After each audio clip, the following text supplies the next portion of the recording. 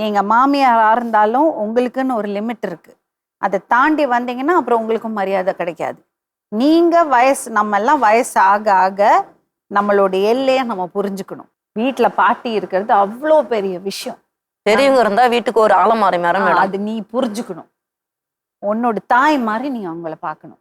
நீங்க உங்க பொண்ணு மாதிரி அவளை பார்க்கணும். எங்க அம்மா மாதிரி ஆட்டோமேட்டிக்கா அவர் தெரிஞ்சுவாரு. நீங்க 2 பேரும் ஒரு டீம் ஆங்க, வெளுத்து வாங்கலாம். தண்ணி சாப்பிடலாம்னு நார்மலா இருப்பாரு. தண்ணி சாப்பிட்டோம்னா நரம்பு தளர்ச்சாயிடுமா நான் தெரியல. அதிகமா தண்ணி சாப்பிட்டாருன்னா அது விஷமாச்சேம்மா. அதனாலதான் போயிடும் பண்றாரு. அது இன்னொன்னு என்னன்னா, தண்ணி சாப்பிட்டா உங்களால தண்ணி சாப்பிடாம இருக்க முடியலையா, தண்ணி சாப்பிட்டா ஓரமா போய் படுக்கணும். அவங்க தொந்தரவு கொடுக்காம. அது மாதிரி இருந்தா பிரச்சனையே இல்லைங்க. 2 பேரும் சேர்ந்து அடிப்பாங்க. பயமா இருக்கு மேடம். ஒரு தண்ணி சாப்பிட்டு வந்தாருன்னா அன்னைக்கு நைட்டு ஃபுல்லா தூங்கவே முடியாது. பயந்து பிரயோஜனமே இல்ல. அப்படியே கம்முன்னு தெரியுமா, ஒரு நாளைக்கு திருப்பி அடிச்சு வச்சுக்கோ, அப்புறம் கம்முன்னு இருப்பாங்க. இது பொம்பளை அம்மா பொண்டாட்டி என்ன பண்ணுவாங்கன்னு நீங்க பயந்துட்டே இருந்தீங்கன்னா அந்த தைரியத்துலதான் ஆட்டம் ஆடுறது.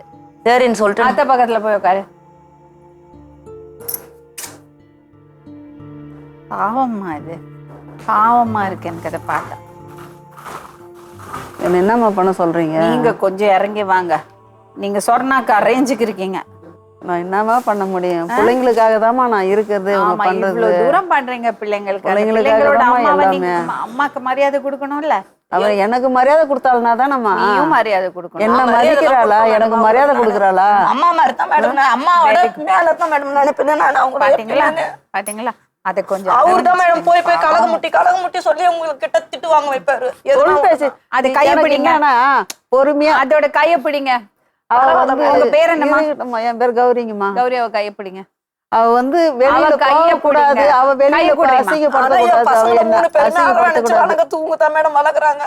நான் விட்டுட்டு போயிட்டா கூட உங்க தான் மேடம் பாத்துப்பாங்க. என்னால இருக்க முடியல, விட்டுட்டு போயிடுறேன். விட்டுட்டு போயிடும் மேடம். ஒரு அடிச்சுட்டு வரேன்னு சொல்லிட்டு விட்டுட்டு போறதுக்கு யாராவது இருக்காங்களா பாத்துக்கிறதுக்கு? யாரு மேடம்? நீ பசங்களை விட்டுட்டு போனா கண்ணும் கருத்துமா பாத்துக்கிறதுக்கு ஒருத்தர் வளர்க்குறாங்க. என் பொண்ணு பெரிய வயசுல இருந்து 1 வயசுல இருந்தே அவங்க தான் மேடம். ஆனா இந்த அளவுக்கு வளர்க்குறாங்க. இன்னும் என் பொண்ணு கட்டி கொடுத்து என் பொண்ணுக்கு பேர பேத்தி எடுக்கிற வரையும் இருந்தா பொண்ணு படிக்கணும். கட்டி கொடுத்து எதுக்கு இந்த கட்டி கொடுக்கல்? படிக்கணும்.